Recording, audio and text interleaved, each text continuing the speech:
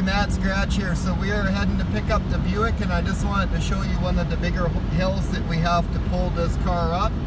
And it's a 4,100 pound car. And my dolly, my tow dolly, weighs about another 1,000 pounds.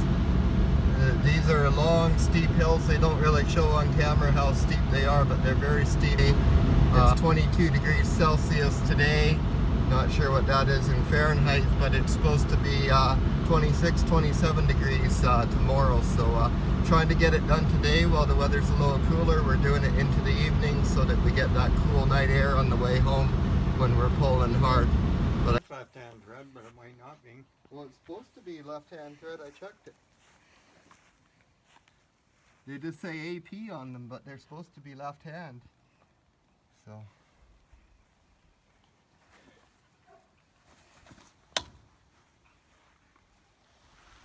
I'll just try this one. If it breaks, right? I gotta figure it out, so. According to my research, this should be the way. Maybe we should try it the other way. I've already gone 2 turns that way.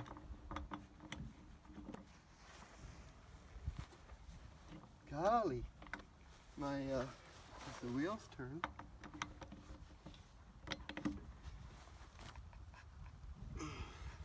Feels tighter that way. Noise.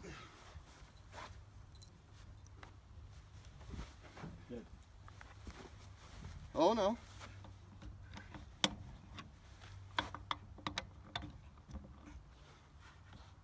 Weird. Okay, it's not left-hand thread. So we're just putting the last wheel on here and just putting the last lug bolt in. Everything seems to be going good. We got one seized back wheel on the left side.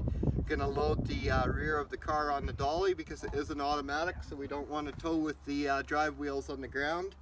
So we'll be riding on the front. We got some ratchet straps to tie off the steering wheel securely, and that is the plan. So next clip will be loading the car. Stop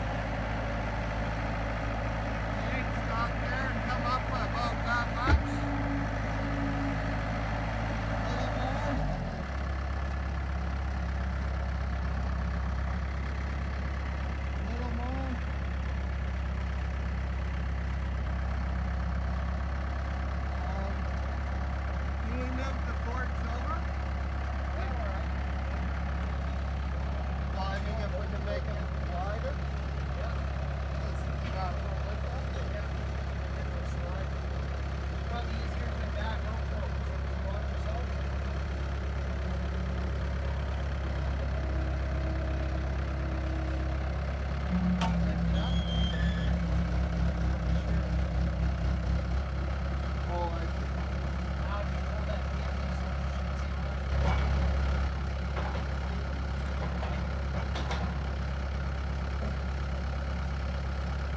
Yeah.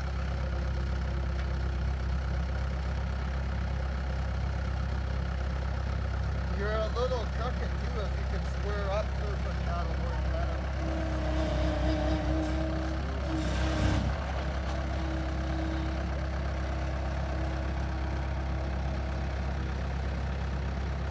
Because you're ahead on this side still. Yeah.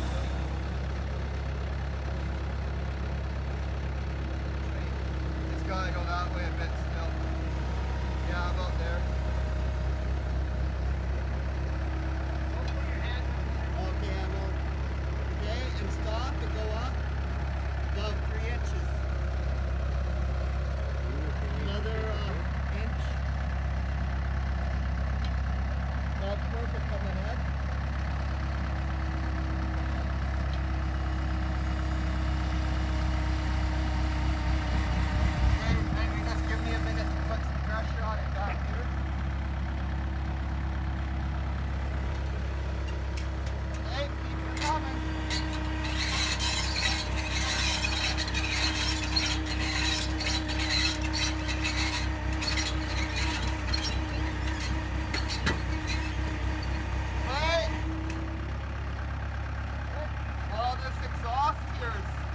Jamming up. You probably need a bar.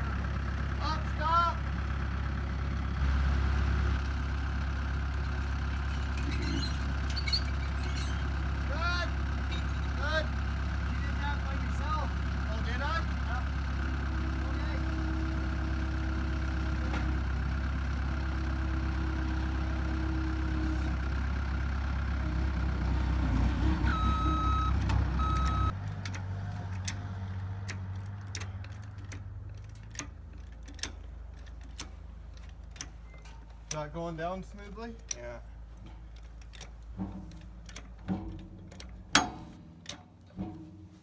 Not quite down yet.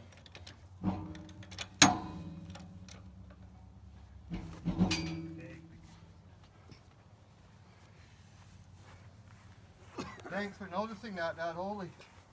What was it? The chain had caught on the handle of this.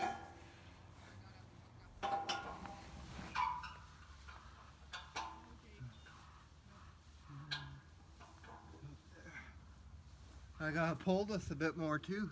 Yeah.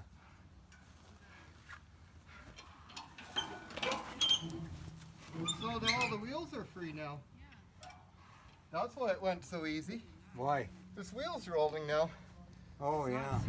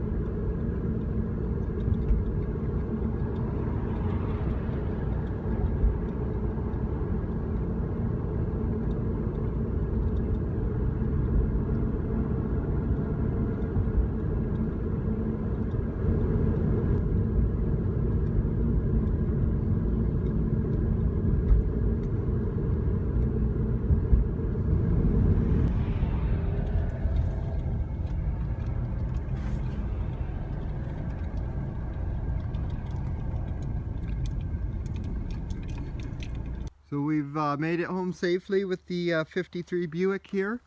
The Lincoln did great as always. This car is amazing. It's pushing 380,000 kilometers. It's like 237,000 miles. Original engine. I'm not sure about the rest, but at least the engine's original, and boy, it's running good for me. Pulling this heavy car up those big hills with no troubles at all. Very impressed with that. Everything went, I guess, as smooth as it could have. It was a little scary, to be honest, towing this. I don't think this is really the ideal way to move such a car, but it's the weight it was free to me, so I made it work. But we got those wheels on there that I modified. That did work out pretty good. You can see they fit not bad. I did have to bring a burr with me on a drill and just kind of modify them a little more as I was putting them on, but not too bad. They fit good, and they spun nice and true and didn't flop around or vibrate. So that was pretty good for having just hand drilled them. This one we had a bit of trouble with it. It went flat on us, and it actually went low on us just coming out of the place where we got the car from, and I guess I didn't notice when we were leaving that tire had leaked down on us. And so when we hit the highway, we were really wagging around a lot on the front, like the front of the car was whipping back and forth, and that was causing the back of my Lincoln to whip back and forth, which was pretty scary.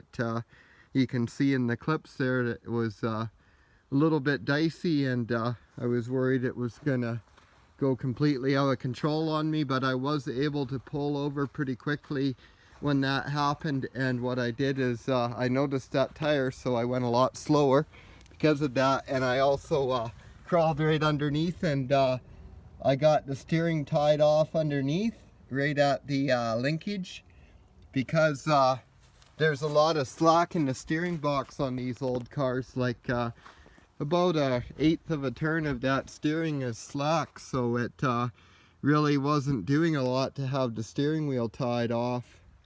The bigger problem was the tire. After we aired up the tire, everything went a lot smoother, and we were able to carry a little faster speed, but it was still pretty slow going. My new fender on the dolly worked out very well. It never contacted the car any, which is great, because unfortunately the other side did. I'll just show you here. It didn't do major damage, but that is part of why I'm making those new fenders and making them so they have those sides on them that are beveled on a 45, and they don't stick out as far this way. And you can just see right there, contact at the chrome. I mean, it's barely noticeable. It just looks like a rock dent in there. I can buff that up, and it's really not a big deal, but it's still frustrating that it happened. And I don't think I ever showed how nicely the doors open and close on this car.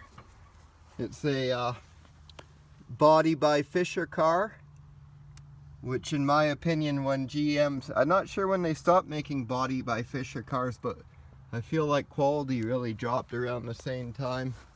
Body by Fisher cars are pretty awesomely built, and I just think the dash on this car is way cool.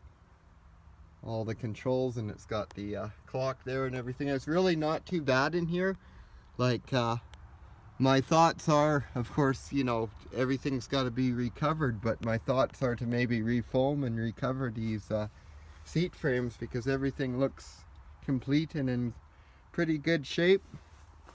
And I have all the spare stuff, like the spare handles and everything. I don't think I'm missing any, but I have extras. Okay, that needs a little oil, but just look at this.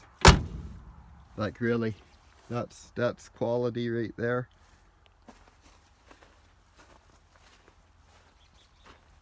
So I was also able to already source this piece.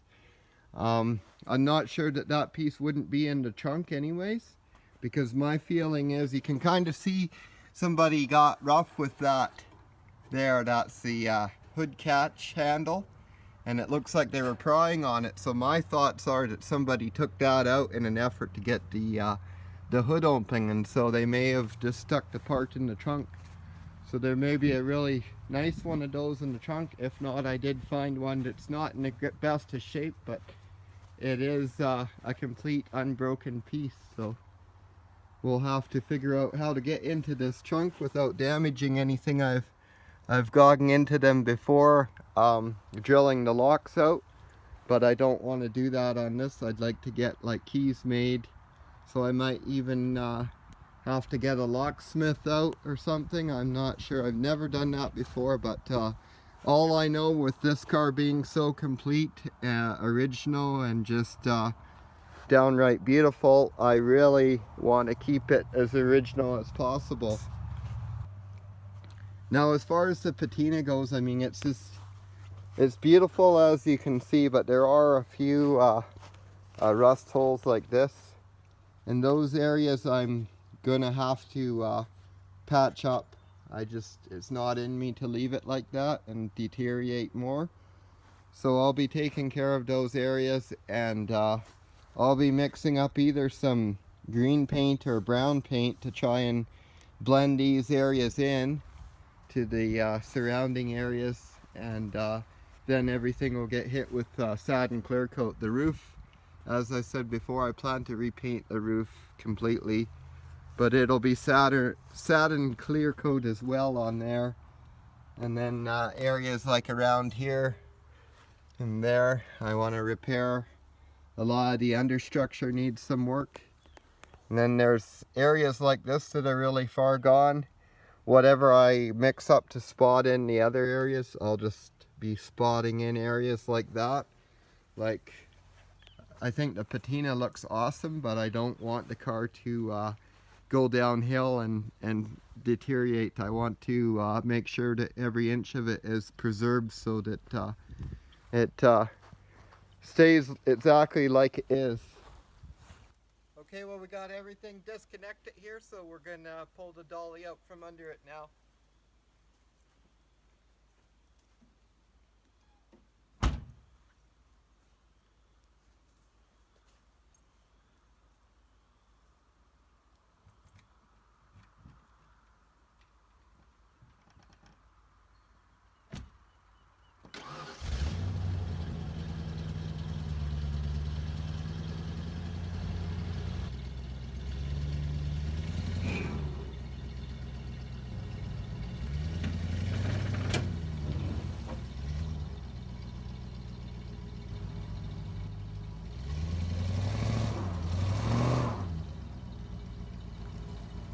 So I did conclude what was happening is the dolly was actually catching on the ground because of the weight of the car sitting on the end of the ramp.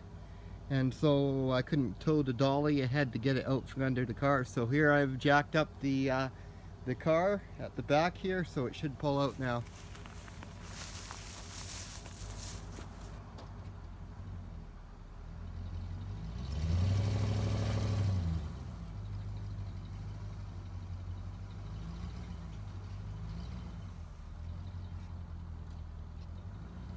Here, so I'm just heading home with another load of Buick parts.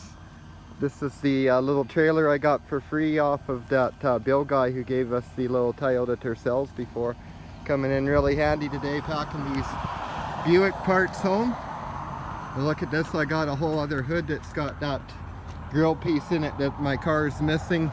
I already have one in a box as well, in a box of parts. So okay guys, well I made it home with the load of parts.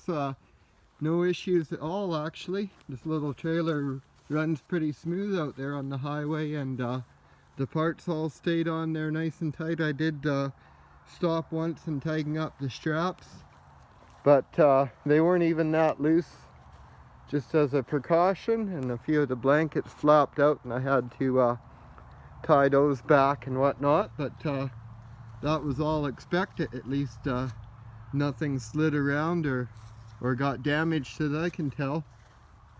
I tried to pad things up as good as I could here. I don't like stacking doors like this, but this is the only trailer I own, so it wasn't really an option. Here you can see I've got a bunch of parts for the straight 8 as well. There's the intake and exhaust manifold. Apparently quite a desirable part as they like to crack. And then I got another air cleaner set up. I already have one of those, but and then there's that goes over the plug wires, I believe. Just it used to be chrome, so decorative cap. And then another wheel here, so I'm not sure if I had a spare rim, so that's nice to have. And I'm gonna get all this unloaded in a bit. I'm just waiting for the sun to go down because boy, it's a hot one today. So the Buick is officially inside the shop, all safe and dry. And I just got the hood up to have another look at the straight 8. Never got a real good look at it when I was buying the car because it wasn't really a concern for me. I would have bought it with no engine. But now that I've got it home, I really want to resurrect this engine. That is the plan, to pull it out of here, basically disassemble it piece by piece, clean everything up, and hopefully things are in good enough condition that I can get it back to a running state. A seal kit is only $225 US for this, so that's reasonable enough if that's all I need. A master rebuild kit is like $1,800, and that's getting a little rich for my blood. But with the extra parts that I got off of Jerry there, the other Buick guy that I got those parts off of, I should have enough to put this all back together. I have the carburetor, the air cleaner, I have the rocker arm assembly, valve cover, I have another one of these side covers, and there's a fancy chrome cover that goes over the spark plugs. I have that. I think I have pretty well everything that goes up top there. Check out this original style battery here. That's pretty cool. Not sure if you can still buy batteries that shape. I may have to retrofit a normal battery in here. You can see how everything in the engine bay is sort of geared around having an inline engine, and that's why this was replaced in most of the models this year with the nailhead V8 that they put in the Buicks, and that engine was a really narrow V8, and that's why they had that unique shape to the cylinder heads. Also was to fit in this engine bay. It was designed to fit in this car. So I would imagine if you were to just put like a Chevy 350 V8, there'd be some hurdles to overcome. But I definitely don't want to do that. If for some reason I'm not able to resurrect this straight 8, then I'll probably search for another. And if I fail on both those fronts, then I'm going to replace it with a Chevy 292 inline 6-cylinder, which I think would be the closest match. But of course it would be a bit shorter. And this engine is just way too cool. I really hope that I can have a straight 8 in this car. I think it really makes the car. So I think during the time that I have the engine out, I'm going to go ahead and clean up the engine bay somewhat, at least repaint these areas like in a semi-gloss black, as they would have been originally, and all of this. It just looks even better inside, just with the light reflecting off the old paint. See all the lines of the car. Just beautiful.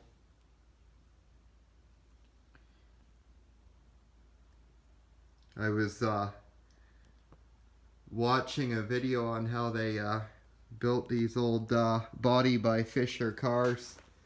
Because that's what this is. The body was made by Fisher Carriage Company, and it's pretty amazing. Like all these panels, when they made the dies to stamp them out or whatever, those are all hand finished, like hand filed.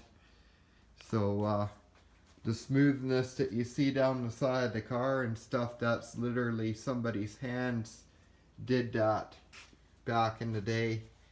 It wasn't machines. They roughed out those dies with the machine, and then they finished them all up by hand, taking all the imperfections off and making it absolutely perfect so that they could form flawless panels out of them. And I can tell you the panels that they put on cars nowadays is just not anywhere comparative. You see a lot of ripples around door handles and stuff that these old cars just didn't have. I mean, the quality of workmanship in these cars is simply amazing. The way the doors still fit, the way they open and close, all that stuff is just you won't get that from a new car when it's this age. You can see those door gaps are all still really nice and tight and proper.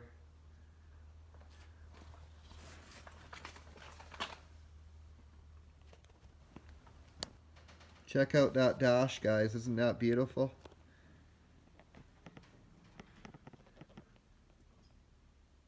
Now the rest of the interior is it's been moist, but I mean it's all there. It's there as a pattern.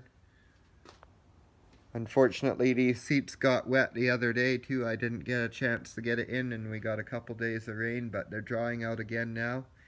And I'm gonna be trying to find some materials that will duplicate the originals as close as I can, and I'm gonna try my hand at recovering the seats myself.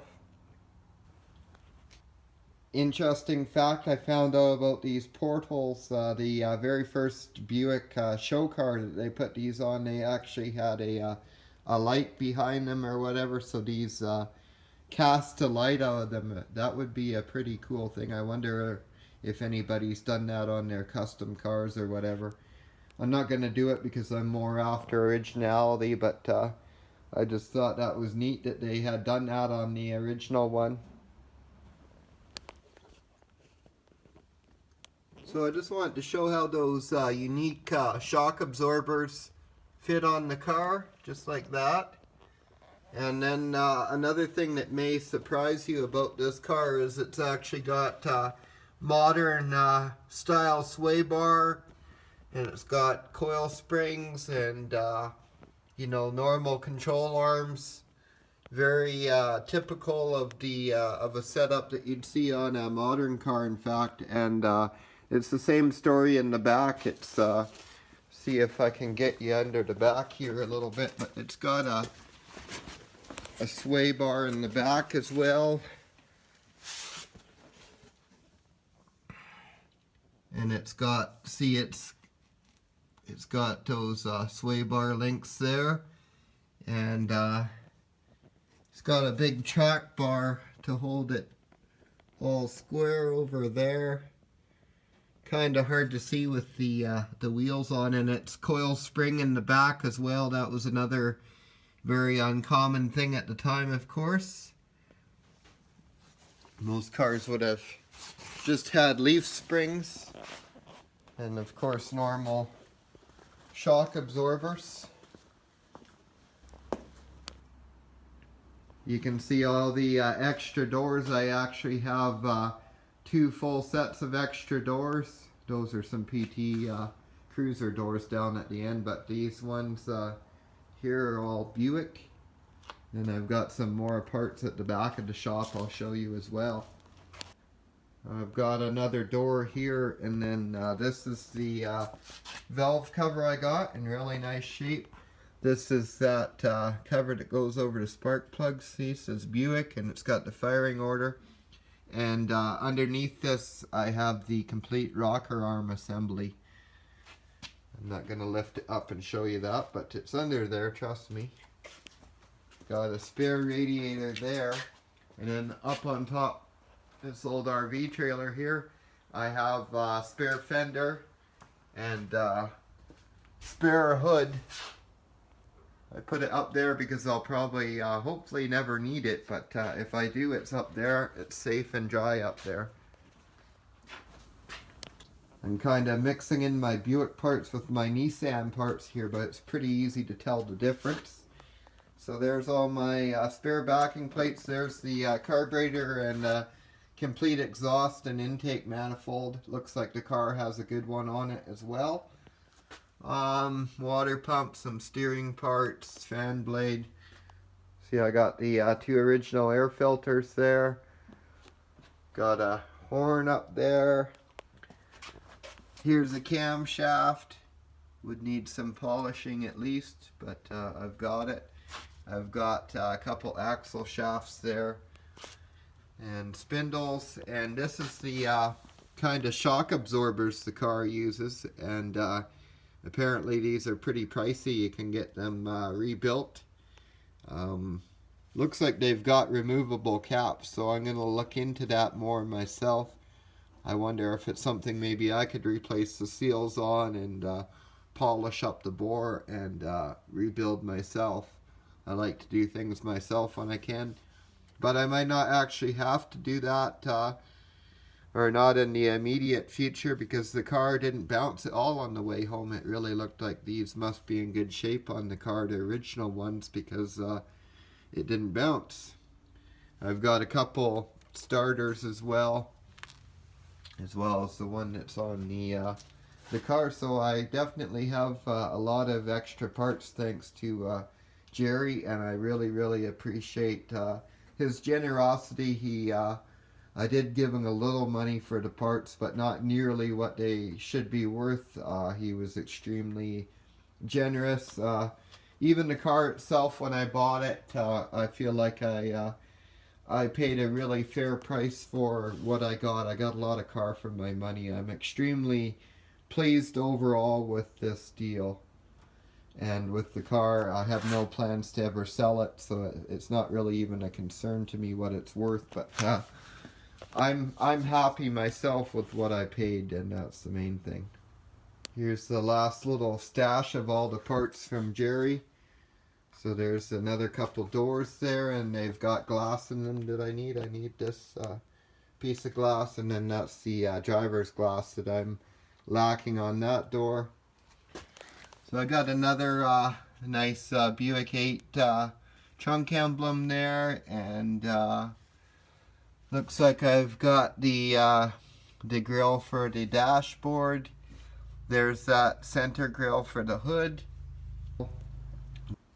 So I realized since I've started this channel, I have bought a lot of cars. I've bought a lot more cars than I've finished or worked on even, but I was building my collection, and now this is kind of like the crown jewel on the top of my collection here. I'm so proud to own this car. It's it's got to be the coolest car I've ever owned. So I'm pretty much done buying here. I've formed a collection that I truly love. You know, everything from the Buick to this 240 here, and right back to this little Versailles here, and the Pulsar behind it. I love them all.